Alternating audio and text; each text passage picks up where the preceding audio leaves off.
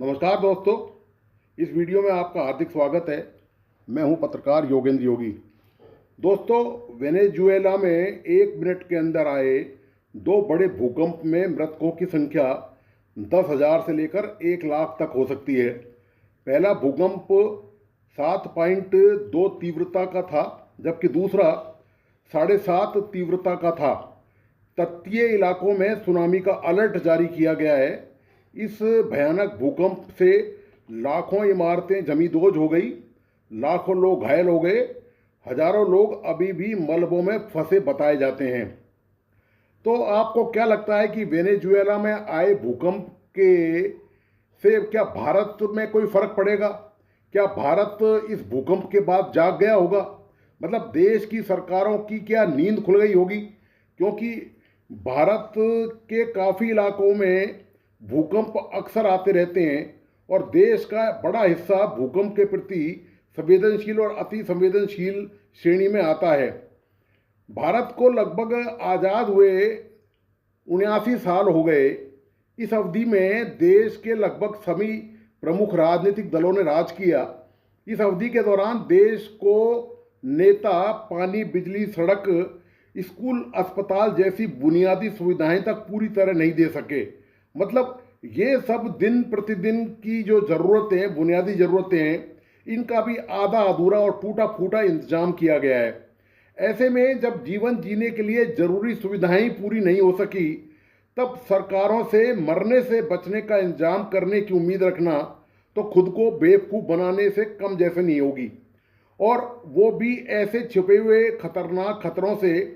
तब तो यह समझो कि यदि किस्मत में लिखा है कि जीना है तो अलग बात है, वरना मौत या विकलांगता तो निश्चित मानकर चलिए। देश की सरकारें बेचारी भूकंप जैसी आपदा के बारे में कैसे पता लगा सकती हैं, जब अमेरिका, यूरोप जैसे देशों को ही इसका सही सही पता नहीं चलता। यह छिपी हुई खतरनाक प्राकृतिक आपदा है जो कभी भी बगैर चेतावनी के आकर विनाश की लीला रच सकती है। चलो जी, मान लिया कि सरकार इसलिए लाचार है कि यह छिपी हुई आपदा है, इसमें आने के बाद ही बचाव राहत के कार्य किए जा सकते हैं। लेकिन जो मानवीय आपदाएं हैं, जो मानवीय गलतियों या लापरवाही, भ्रष्टाचार के कारण होती हैं, और जो दिन में नहीं रात को भी नंगी आंखों से साफ साफ देखी जा सकती हैं, क्या सरकारें उनसे देश के आम लोगों को बचा सकती हैं? क्या सरकारों ने इन 79 सालों में आंख बंद करने के कारण या उसके कारण हुई जो दुर्घटनाएं, उनसे बचाने के लिए क्या लोगों का इंतजाम कर रखा है? जवाब आएगा नहीं में। जिस देश की सरकारें सामने नजर आने वाली अग्नि दुर्घटनाओं को घटने से रोकने में नाकामयाब रही हों, वे भूकंप से होने वाले जान माल के नुकसान को क्या रोकेंगी?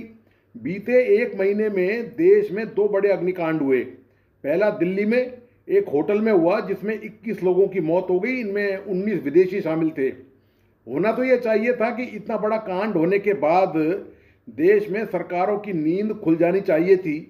देश के जितने भी व्यावसायिक व या निजी इमारतें हैं, उनमें आग से बचाव के इंतजामों की तत्काल जांच की जानी चाहिए थी। आग लगने पर लोगों की जान खतरे में डालने वाले ऐसे भवनों को तत्काल सील किया जाना चाहिए था। इससे भी महत्वपूर्ण, जिन विभागों की अग्निशमन के उपायों की जांच करने की जिम्मेदारी है, उनके अफसरों को निलंबित किया जाना चाहिए था। जेल भेजने का तो खैर किसी में दम ही नहीं है। चलिए, कोई बात नहीं है, मान लेते हैं कि सरकारों के पास आपकी जिम्मेदारी का इतना ज़्यादा बोझ है कि आग जैसे हादसों के बाद नींद से जागने में वक्त लगता है। दिल्ली के बाद लखनऊ में आग से 15 लोगों की मौत हो गई। सरकार को लगा अब थोड़ा जाग जाना चाहिए, सो सरकार ऊँघती हुई, आंख मसलती हुई जागी और उत्तर प्रदेश में कुछ कोचिंग संस्थानों को, जिनमें आग से बचने के इंतजाम नहीं थे, सील कर दिया गया। बस, क्या इतने ही संस्थान हैं उत्तर प्रदेश में? उत्तर प्रदेश में जिनमें आग से बचाने के उपाय नहीं किए गए हैं और बहुमंजिला व्यावसायिक और निजी इमारतें हैं, उनकी तादाद कम से कम लाखों में है। ऐसी लाखों इमारतें अकेले उत्तर प्रदेश में हैं जिनमें आग से बचाने के कोई उपाय नहीं किए गए हैं। चलो, दिल्ली में आग लगी, उसके बाद लखनऊ में आग लगी। दो राज्यों में बड़े अग्निकांड के बाद तो कम से कम यह माना ही जा सकता है कि देश के बाकी राज्यों की सरकारों की नींद अब तो कम से कम पूरी तरह खुल गई होगी। जनाब, बिल्कुल नहीं, उनकी नींद तो पहले से ही खुली हुई है। सरकारें सोती ही कब हैं, सिर्फ सोने का नाटक करती हैं। खैर, दूसरे राज्यों की सरकारों ने क्या अपने राज्यों में ऐसी इमारतों की जांच पड़ताल शुरू कर दी है जिनमें अग्नि सुरक्षा के उपकरण नहीं लगे हुए हैं? जवाब मिलेगा नहीं में। दिल्ली में ही जहां होटल में आग लगी थी, वहीं की इमारतों में अभी तक सुरक्षा के इंतजाम नहीं किए जा सके। देश के बाकी सभी राज्यों में भी यही हाल है। इन राज्यों की सरकारों को क्या चिंता है आपकी जान बचाने की? जो सरकारें सामने साफ नजर आने वाले खतरों से आपको नहीं बचा सकती, जो कभी भी घटित हो सकता है, वे सरकारें आपको भूकंप से बचाएंगी? किन ख्यालों में हैं आप? अग्नि दुर्घटनाओं की तरह तो नहीं, पर मोटे तौर पर सरकारों को इस बात का अंदाजा है कि देश के किन इलाकों में भूकंप आ सकता है। नेशनल डिजास्टर मैनेजमेंट अथॉरिटी ने कहा कि भारत में करीब 20 करोड़ इमारतें भूकंपीय क्षेत्र 4 और 5 में आती हैं। इनमें से कई इमारतें 30 से 40 साल पहले की बनी हुई हैं और इनमें से कई इमारतें नेशनल बिल्डिंग कोड्स का पालन नहीं करती हैं।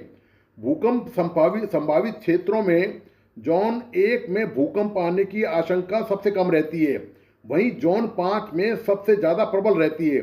दिल्ली एनसीआर का इलाका सिस्मिक जोन 4 में आता है और यही वजह है कि उत्तर भारत के इस क्षेत्र में सिस्मिक गतिविधियां तेज रहती हैं। नेशनल सेंटर फॉर सिस्मोलॉजी ने भारत के 29 शहरों पर भूकंप का गंभीर खतरा बताया है। इन शहरों में दिल्ली सहित 9 राज्यों की राजधानियां भी शामिल हैं। ये ज़्यादातर शहर हिमालय जोन से लगे हैं।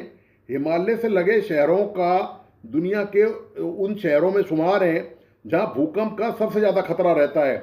दिल्ली, पटना, श्रीनगर, कोहिमा, पुडुचेरी, गुवाहाटी, गंगटोक, शिमला, देहरादून, इम्फाल और चंडीगढ़ भूकंपीय क्षेत्र के जोन 4 और 5 में हैं। इसके साथ ही वैज्ञानिकों ने यह भी कहा है कि सिस्मिक जोन 4 में आने वाली राजधानी दिल्ली भूकंप के बड़े झटके से खासा प्रभावित हो सकती है। अगर यहाँ 7 की तीव्रता वाला भूकंप आया तो दिल्ली की कई सारी इमारतें और घर रेत की तरह भरभरा कर गिर जाएंगे। ऐसा इसलिए है क्योंकि यहाँ की इमारतों में इस्तेमाल होने वाली निर्माण सामग्री ऐसी है जो भूकंप के झटकों का सामना करने में सक्षम नहीं है। दिल्ली में मकान बनाने की निर्माण सामग्री ही आफत की सबसे बड़ी वजह है। दिल्ली में 1760 से अधिक अनाधिकृत कॉलोनियां हैं। इन अनाधिकृत कॉलोनियों में गैर इंजीनियरिंग इमारतें बनी हुई हैं जिनमें भूकंप प्रतिरोध क्षमता शायद ही हो। जोन 5 में भारत का पूरा पूर्वोत्तर है। इनमें जम्मू कश्मीर का कुछ हिस्सा, हिमाचल प्रदेश, उत्तराखंड, गुजरात के साथ उत्तरी बिहार के कुछ हिस्से और अंडमान निकोबार है। वहीं जम्मू कश्मीर का कुछ हिस्सा दिल्ली, सिक्किम, उत्तर प्रदेश, पश्चिम बंगाल, गुजरात के कुछ हिस्से और महाराष्ट्र का कुछ भाग जोन 4 में है। गुजरात का भुज 2001 में भयावह तरीके से भूकंप की चपेट में आया था। इस भूकंप में 20,000 लोग मारे गए थे। सुप्रीम कोर्ट ने 2025 में आदेश दिया था कि ऐसी सभी इमारतें जिनमें 100 या उससे अधिक लोग रहते हैं, उनके ऊपर भूकंप रोधी होने वाली किसी एक श्रेणी का साफ उल्लेख होना चाहिए। यह निर्णय आज तक धूल चाट रहा है। सरकारों को और सरकारी मशीनरी को यह पता ही नहीं है कि किन इमारतों में सुप्रीम कोर्ट का यह जो आदेश था यह अंकित किया गया या नहीं किया गया।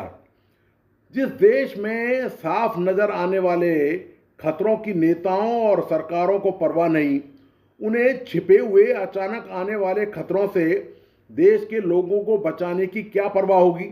देश में ऐसा एक भी राज्य नहीं जहां किसी भी तरह की इमारतें अग्नि दुर्घटनाओं से सुरक्षित हों या उनमें अग्नि दुर्घटना होने पर बचाव के पूरे संसाधन मौजूद हों। ऐसे में छिपे हुए अचानक आए खतरनाक भूकंप से बचाने के लिए इंतजाम करने की सोचना भी मुंगेरी लाल के हसीन सपने देखने से कम नहीं है। ये दोस्तों पूरे देश की हालत है कि जिस देश में ऐसे संभावित खतरे जो बहुत भयानक तौर पे विनाश लीला ला सकते हैं, उनके बारे में तो सोचा ही नहीं जा सकता। जो मौजूदा जो खतरे मौजूद हैं, अग्नि दुर्घटनाएं जैसी जो खतरे मौजूद हैं, उनके प्रति हमारे देश के नेता नींद में गाफिल हैं। आराम से मजे से देश चल रहा है, ना राज्य सरकारों को चिंता है, ना दिल्ली की सरकार को चिंता है, ना केंद्र सरकार को चिंता है।